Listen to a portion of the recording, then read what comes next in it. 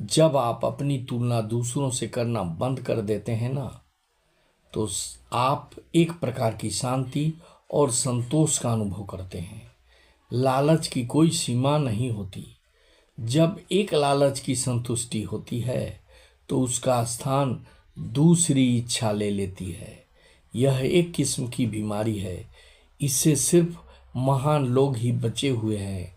दूसरों के लिए अच्छा सोचना और उसकी मदद करना ही सच्चा धर्म है। मनुष्य की सेवा करना भगवान की सेवा करने के समान है। किसी भी व्यक्ति का सबसे बड़ा शत्रु उसका क्रोध है। प्रत्येक व्यक्ति को इससे ऐसी ही भयभीत होना चाहिए जैसे वह मृत्यु के देवता से भयभीत होता है। जो अपने क्रोध पर नियंत्रण नहीं कर पाता, वह समाज में अपने सम्मान और स्थान को खो देता है। लालच बैतरनी नदी की तरह है। संसार में रहते हुए व्यक्ति के मन में एक नदी सी चलती रहती है। वह नदी उसका लालच है। लालच की इस नदी को रोक पाना बहुत कठिन कार्य है। पुराणों में कामधेनु का वर्णन मनोकामना पूरी करने वाली गाय के रूप में हुआ है।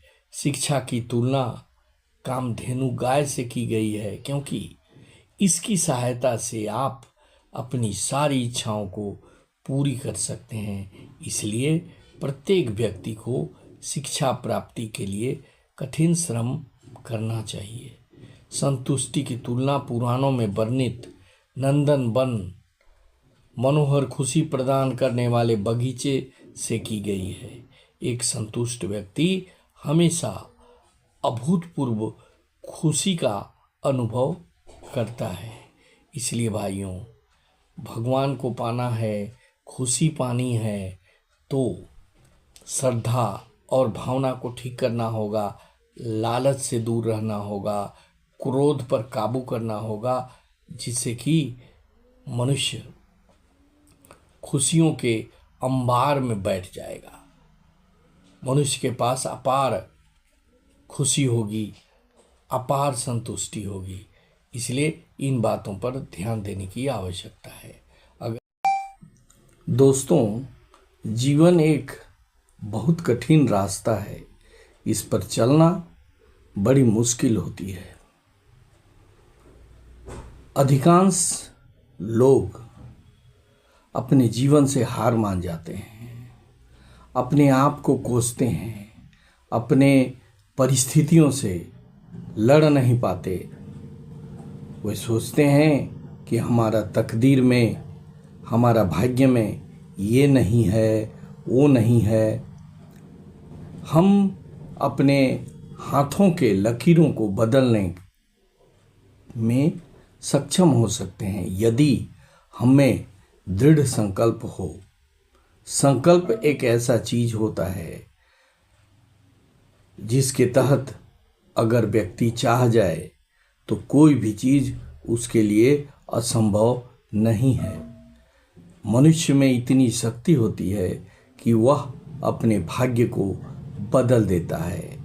हमारे बीच में बहुत सारे महापुरुष पैदा हुए जो अपने भाग्य को बदल कर रख दिया। उनमें इतनी क्षमता थी जिसको उन्होंने पहचाना और उस क्षमता के बल पर विश्व को बदल देने की कोशिश उन्होंने कर डाली। हम अपने भाग्य की रेखा को बदल सकते हैं यदि हम ठान लें अपने मन में, अपने तन में, अपने विचार में कि हमें उसे करना है, तो हम अवश्य उसको प्राप्त कर सकते हैं। अगर यह वीडियो आपको अच्छा लगा तो इसे सब्सक्राइब करेंगे, शेयर करेंगे और लाइक करेंगे। Thank you very much.